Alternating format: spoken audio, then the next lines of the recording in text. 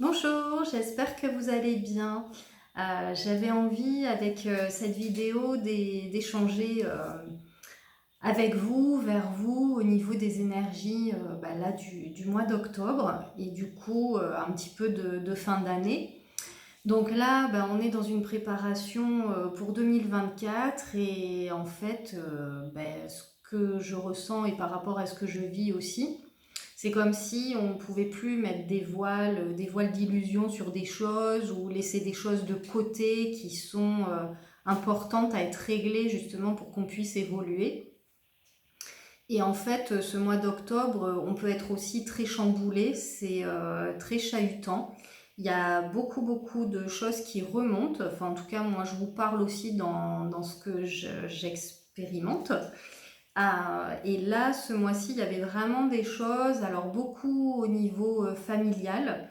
En fait, tout ce qui n'est pas réglé est remonté à la surface, alors qu'il y a des choses, je pensais que c'était quand même bien apaisé, bien en paix, et puis en fait, pas du tout, c'est remonté, mais alors comme une boule de feu là d'un volcan qui est en éruption. Et en fait, c'est pas étonnant aussi, puisqu'on voit un petit peu les événements qui se passent dans le monde, et on voit qu'il y a une montée justement là de colère, de violence. Et en fait, c'est comme si on a aussi encore des fois des choses comme ça qui restent à l'intérieur de nous. Alors tout en sachant que la colère n'est pas malsaine, mais c'est juste l'énergie, comment on l'oriente. Et en fait, ce que je trouve super intéressant, c'est que finalement, il y a des colères qu'on a beaucoup rentrées, qu'on peut avoir rentrées. Et en fait, ces colères, aujourd'hui, c'est comme si c'était légitime en fait de les faire remonter à la surface. Alors après, je parle pas que c'est légitime d'être dans la violence ou d'être dans des comportements qui sont pas respectueux, mais en tout cas de pouvoir faire remonter et avec soi-même de pouvoir aussi se responsabiliser par rapport à nos propres émotions. Donc là, je parle de la colère, mais ça peut être de la tristesse, ça peut être d'autres émotions qui peuvent remonter, de la honte, du dégoût, enfin voilà, il y a tout le panel.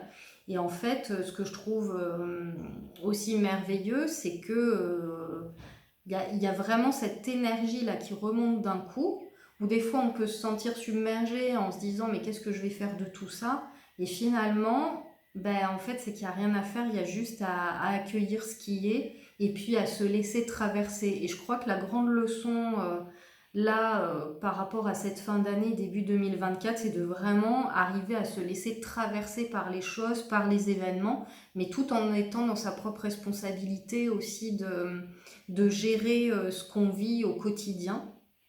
Et s'il y a des fois on n'y arrive pas, c'est pas grave, parce que de toute façon, quand ce sera juste, ça remontera à un moment donné pour pouvoir être exprimé d'une façon, nous, qui nous correspond et qui va pas nuire à droite ou à gauche, en fait, ou à son prochain.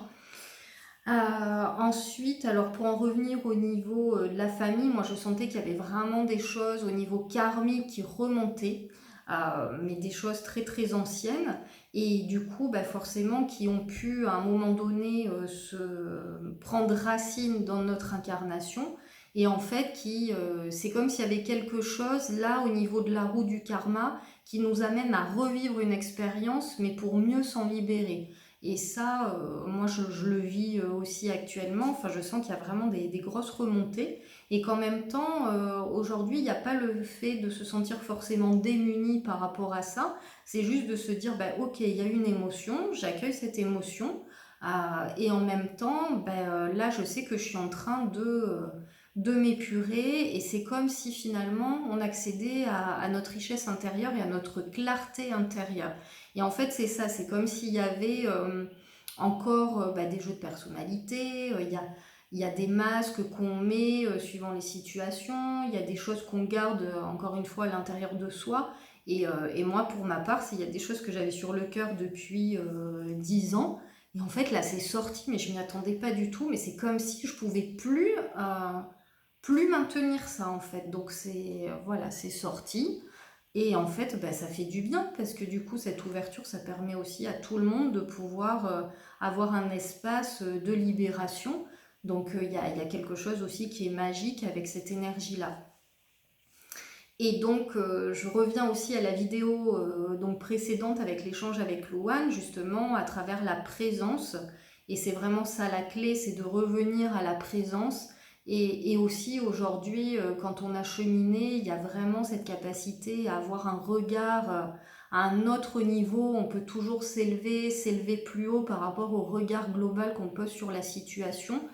Et je trouve que c'est ça aujourd'hui qui fait notre force.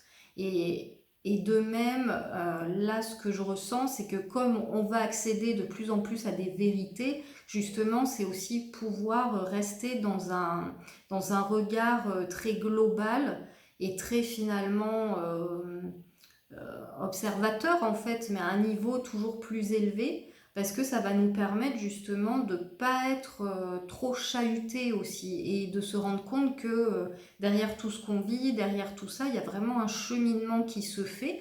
Alors même si on ne le comprend pas mentalement, ça n'a aucune importance, mais il y a vraiment ce chemin, ce cheminement où là on est dans un réel apprentissage de prendre de la hauteur. Enfin en tout cas moi c'est ce que je vis, et donc je fais aussi le lien avec la dernière vidéo au niveau de la chapelle de la Sainte-Baume, de la grotte de la Sainte-Baume avec l'énergie de Marie-Madeleine, où c'est vraiment ça, là ça demande de gravir pour aller à la grotte. C'est un chemin qui est pas si facile en fait, voilà, d'une certaine façon. Et puis après la chapelle, faut vraiment monter en haut.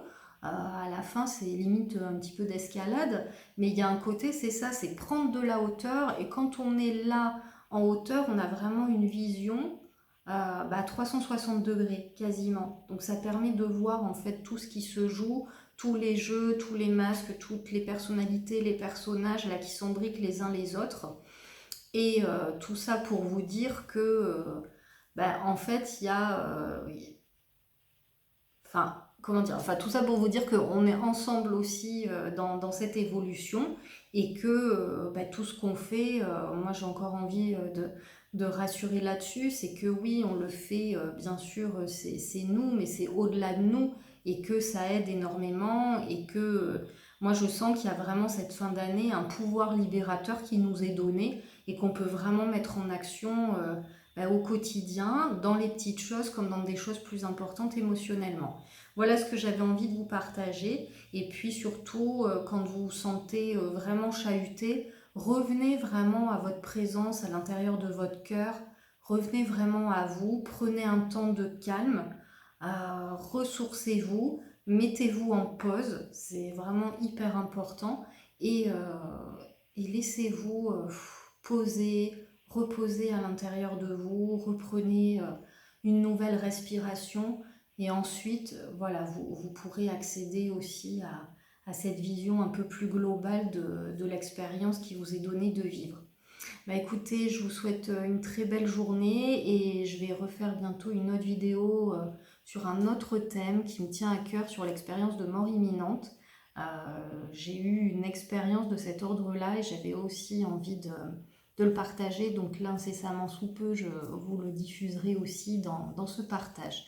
Écoutez, très belle journée à vous, et puis on est ensemble. Voilà, gardez ça dans votre cœur. Au plaisir, à bientôt.